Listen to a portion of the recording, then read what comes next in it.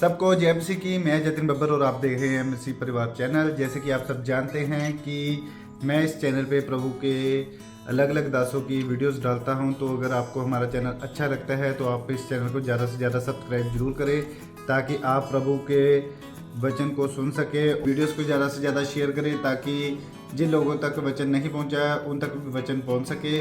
सबको जय मसीह की। एक बार मैं आपसे दोबारा कहूँगा कि इस चैनल को सब्सक्राइब जरूर करें और वीडियोस को ज़्यादा से ज़्यादा शेयर करें। जय मसीह की। तो आप जो फास्टिंग रखेंगे, जैसे आज आपने फास्टिंग रखा कि आप प्रार्थना सभा के बाद एक बार खा रहे हैं, पर आज की फास्टिंग में आप सारा दिन खाते रहोगे सारी रात। पर जिन्होंने स्ट्रांग फास्टिंग में जाना है, मेरे साथ मिलके जाना है, विषय रहेगा ये कि आप, वो तो विषय रहेगा ही जो सबका विषय है कि आप परमेश्वर की आवाज को सुनना चाहते हैं, आप भविष्यवाणी को चाहते हैं, आप परमेश्वर के साथ एक स्ट्रांग रिलेशनशिप को चाहते हैं, और इसके साथ आप ये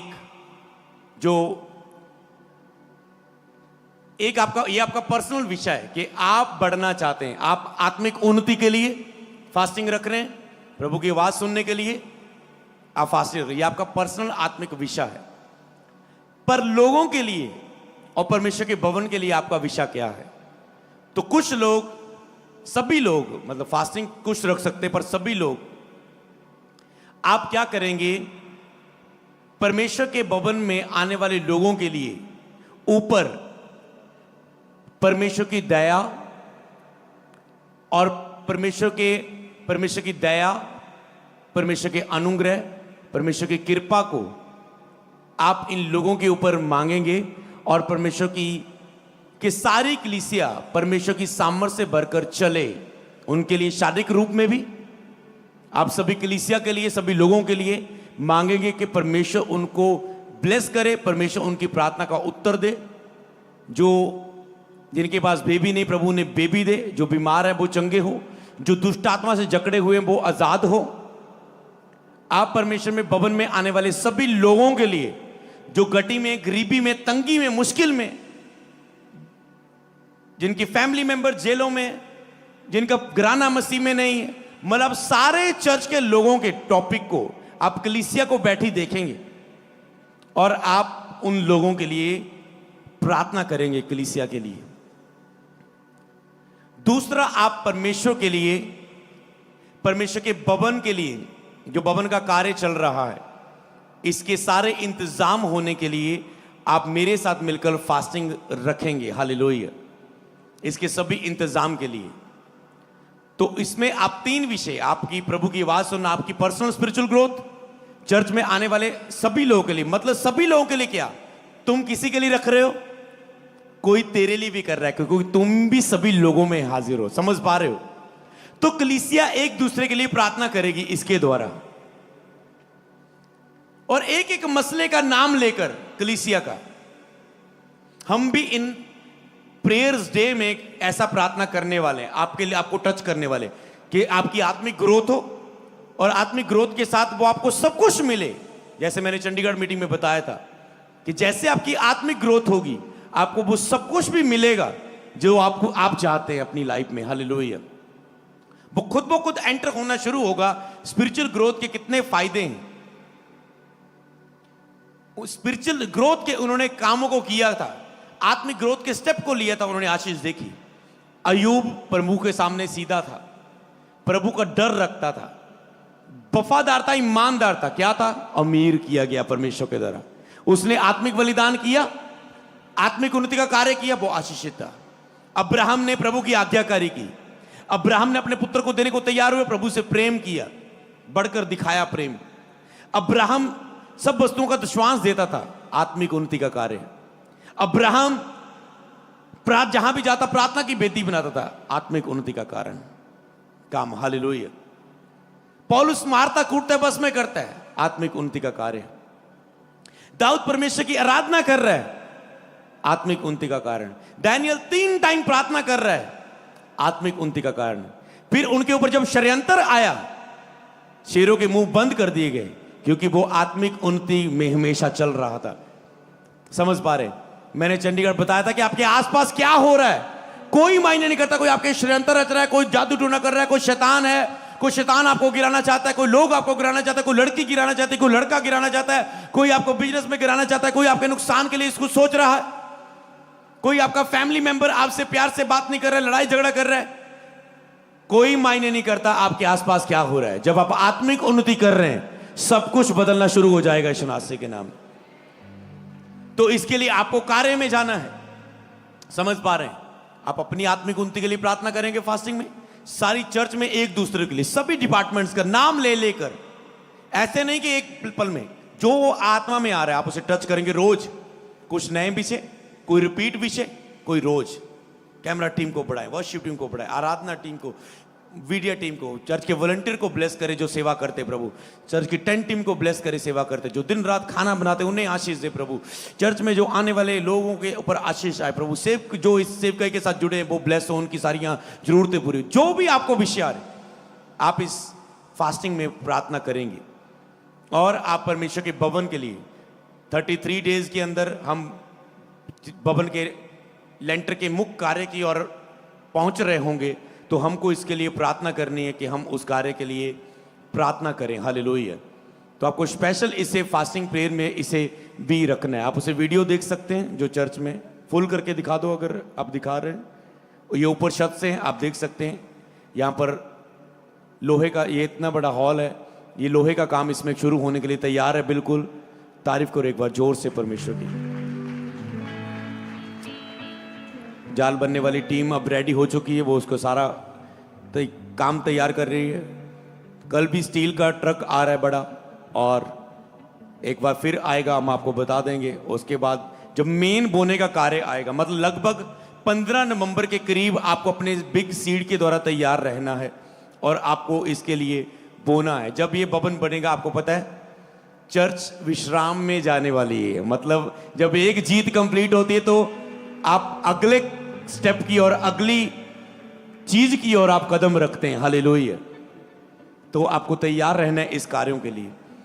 तो जो हम इसके लिए आप लगातार 33 दिन फास्टिंग रखेंगे, अपने रोज सीड को निकालेंगे, और 6 तारीख को आप अपने बिग सीड के साथ आ सकते हैं। और 15 तारीख से पहले 15 नवंबर से पहले आपने अपने स्पेशल सीड को बोने में आपको बता दूंगा। जिस दिन एक दिन में सब खर्चा, एक दिन में बड़ा खर्चा आएगा जब ये कंक्रीट ट्रक आएंगे और कंक्रीट का बिल 12-13 लाख, फिर उसकी लेबर का 4-5 लाख, फिर ऐसे जब एक ही दिन का सब एक ही दिन में बड़ा कार्य होगा, तो आपको उस समय के लिए तैयार रहना है। हालेलुया। प्रभु आपको आशीष करे। तो आपको इसके लिए जो फास्टिंग रखने हैं, जो आत्मा ने हमें दिया, तो मैं दाऊद के बारे में पढ़ रहा था। दाऊद ने 40 साल ऐसे राज्य किया और उसने उसके बाद 30 साल उसने यहां राज्य किया, 30 साल उसने यहां 7 बाकी साल उसने यहां राज्य किया, 33 साल उसने यहां राज्य किया। तो उसके बाद हम 33 फास्टिंग में आप जाएंगे, 33 फास्टिंग के लिए। 33 फास्टिंग, जो पहला फास्टिंग आज, उसे आज का फास्टिंग ही आप उसे पहला गिनेंगे जो लोग इस फास्टिंग में जाएंगे। तो ये फास्टिंग 33 दिन का होगा प्रभु के भवन के लिए, लोगों के लिए और आपकी आत्मिक ग्रोथ के लिए। जो इसे नहीं रखने वाले, वो सिंपल वो संडे और वेडनेसडे का इसे कंटिन्यू रखते जाना इस प्रार्थना सभाओं तक। हालेलुया। तो आप उतना तो जरूर आपको करना है। तो जो 33 रख रहे हैं, आपकी बड़ी बलिदान के रूप में, एक स्पिरिचुअल ग्रोथ के रूप में, आप उसे कैसा रखेंगे? 24 घंटों में एक ही बार आप खाओगे, जैसे आप अब खाने वाले हो, एक ही बार आप उसे खाओगे। 1 घंटे के लिए आप खाने का ब्रेक लोगे। 1 घंटे के साथ सारी टीम जो मेरे साथ इस फास्टिंग के लिए समर्पित करेंगे, तो आपको तैयार रहना है। जो फास्टिंग में हो, जब मैं कॉल दूं जिन्होंने ये फास्टिंग रखा है, एक दिन मैं आपको जरूर बुलाऊंगा प्रभु ने चाहा तो जिन्होंने ये फास्टिंग रखा है, आप मेरे साथ मिलकर, हम एक बार क्या 2-3 बार भी हम बुला सकते हैं कि जो फास्टिंग रखा है वही आओ, एक जगह हम इकट्ठे होके 10 है, 15 है, 50 है, 75 है, जितने भी हुए, आप 100 हैं, तो हम प्रार्थना करेंगे। तो 33 फास्टिंग हो गए। 24 घंटे में एक ही घंटा खाना है, आपको खाने का ब्रेक लेना है।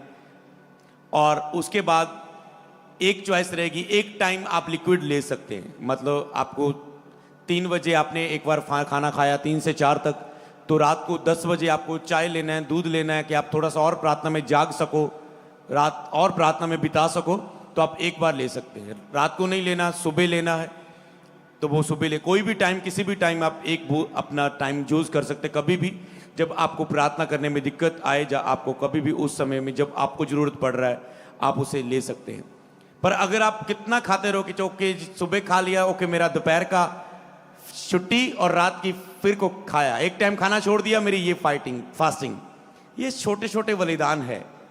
पर जब आप बड़े बलिदान पर बड़ी सामर्थ उतरती है, याद रखना। हालेलुया। तो अगर आपको ये आज ग्रेस मिले तो बहुत बड़ा आपके लिए होगा। हालेलुया। समझ पाए, 1 घंटा खाना और एक ब्रेक आप लिक्विड का कोई भी एक टाइम का ले सकते हैं, पानी उसमें कभी भी ले सकते हैं। तो ये आपकी एक स्ट्रांग फास्टिंग रहेगी। चाहे वो एक टाइम आप 12 बजे खा लो, 3 बजे खा लो, रात को एक बार इकट्ठा खा लो, 4 बजे 6 बजे खा लो, फिक्स टाइम भी रख सकते हैं, कोई भी टाइम रख सकते हैं, तो जैसे आपको अगुवाई करे। तो मैं चाहता हूं कि आप मेरे साथ उपवास रखें इस महीने में, स्ट्रांग आप बड़े बलिदान में जाएं। तो ये है फास्टिंग, ये है बलिदान, आत्मिक बलिदान। आप उसे के फायदे जान चुके हैं, पर ये स्टेप लोग जल्दी से नहीं ले पाते।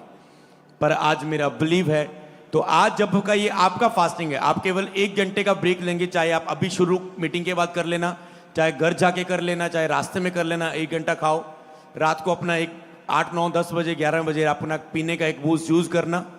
आज का दिन आपका फास्टिंग, आज का दिन शुरू हो जाएगा।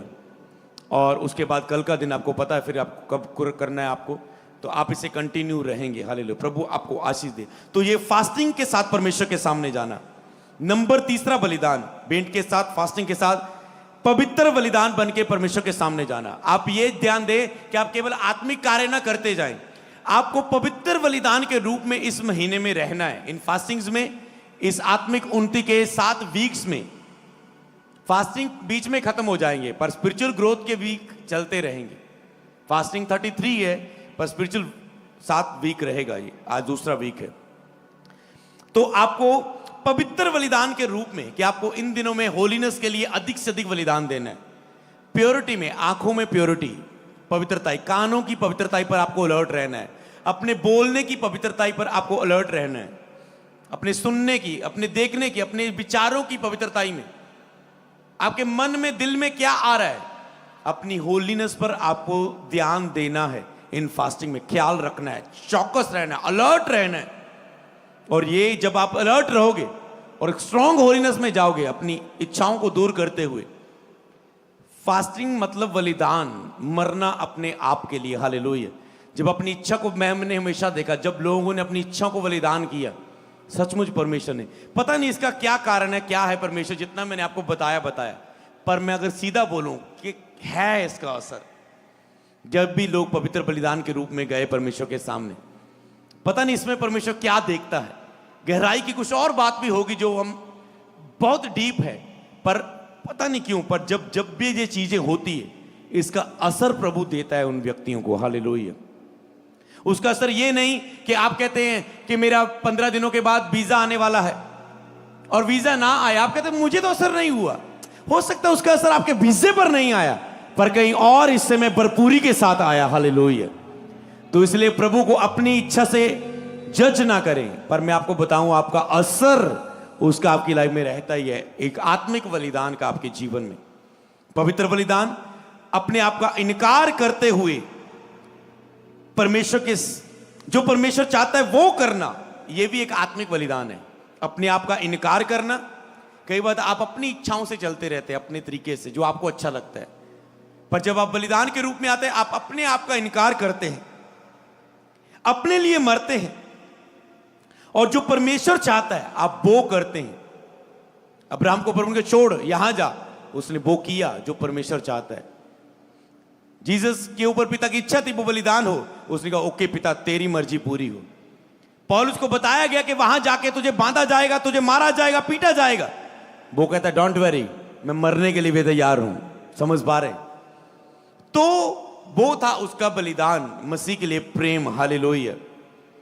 तो आपको वो करना जो परमेश्वर चाहता है। कहता है प्रभु अगर वहां पर मुझे भेजता है, वहां पर कार्य करना है, तो मैं करूंगा, चाहे उसके लिए मुझे कोई भी कीमत क्यों ना चुकानी पड़े। परमेश्वर की इच्छा को पूरा करने के लिए बलिदान होना आत्मिक बलिदान है।